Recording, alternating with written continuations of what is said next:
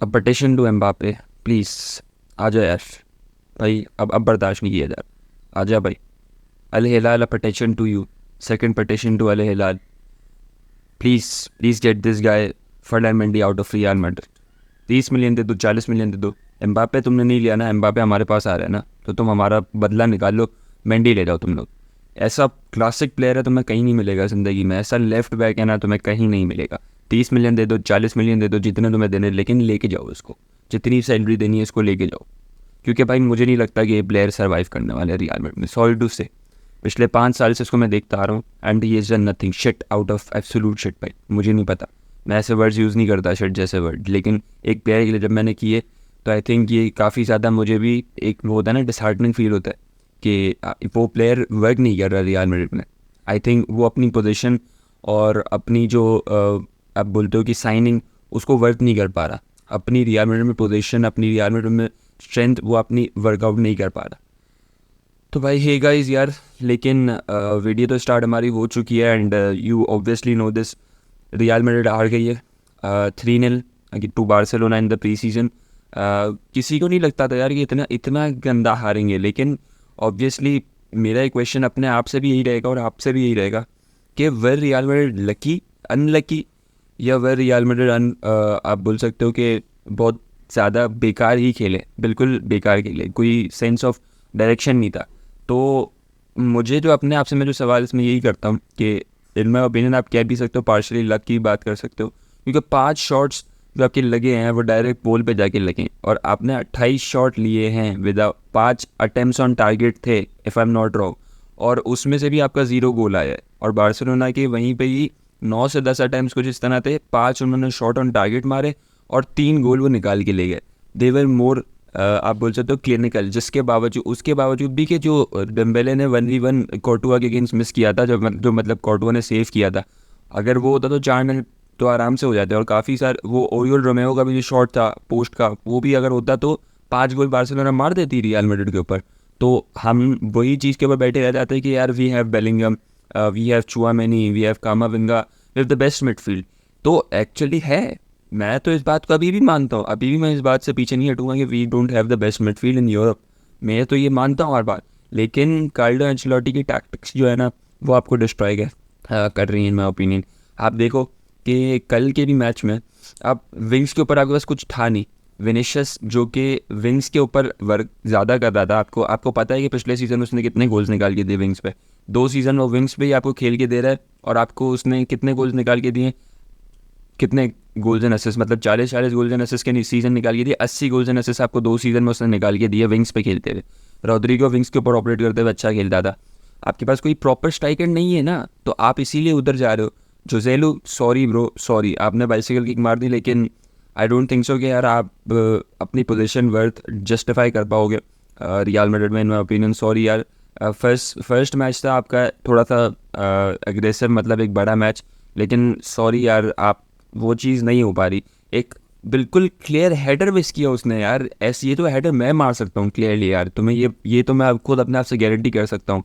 ऐसा हेडर आपने मिस कर दिया, तो that is a dire need कि we need the turtle from Paris. मतलब आपको चाहिए वो 200 मिलियन में आता है, वो 180 मिलियन में आता है, लेकिन that pace would be required. और मैं तो चाहता हूँ कि यार अब 4-1-2-1-2 फॉर्मेशन देखो ऑब्वियसली वर्क करेगी, लेकिन अगेंस्ट अ सर्टन टीम्स, आप जो यूनाइटेड और आर्सेनल के अगेंस्ट जो आपके मैच थे वो आपके यूरोपियन टीम्स के अगेंस्ट थे, जो कि आपको यूरोप में मिलेंगी, सही है। लेकिन आपको जो सबसे टफ चैलेंज था अगेंस्ट बार्सिलोना, जो कि आपको सबसे टफेस्ट टीम है ला लीगा की, तो उसके अगेंस्ट अगर आपको वो मिल रहा है and if you are getting that competition, I think you need to strengthen yourselves up, because we are not going for only the Champions League or probably the cup competitions, because Real Madrid in cup competitions is always lethal. You all know this fact, because Real Madrid have got those star power जो भी अभी है, Jude Bellingham, Vinicius, Rodrigo, ये सब अपने अपने अंदाज पर मैच को पलट सकते हैं किसी भी।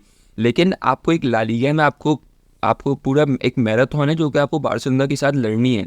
इस साल हो भी सकता है एटलेटिको मैड्रिड भी आ जाए, कोई दूसरी टीम निकल के सामने आ जाए जिससे आपको लड़ना पड़े फॉर दैट टाइटल रेस, लेकिन आपको जीतना पड़ेगा। बार्सिलोना को डबल किसी सूरत नहीं करने दे सकते, क्योंकि बार्सिलोना इन देयर अभी तो वो फाइनेंशियल डाउनफॉल में, क्राइसिस में। अगर वो फाइनेंशियल क्राइसिस से बाहर आ गए, वो बड़ी बड़ी साइनिंग्स लेके आ गए, चाबी को उन्होंने साइनिंग्स दे दी, तो वो क्या, आप तो बिल्कुल अंडर द रेडार जाके आप तो जीत ही नहीं पाओगे ला लीगा किसी भी साल, मतलब अगले 5-6 साल तक अगर बार्सिलोना की फाइनेंशियल पोजीशन ठीक हो गई तो actually things really need to change. Carlo Ancelotti needs to come out of his own world that he is the don and he can do anything on his eyebrows raise. नहीं हो सकता हर बार भाई, हर बार नहीं हो सकता. And actually his tactics were in my opinion old school tactics, थोड़ी सी old school जा रही हैं.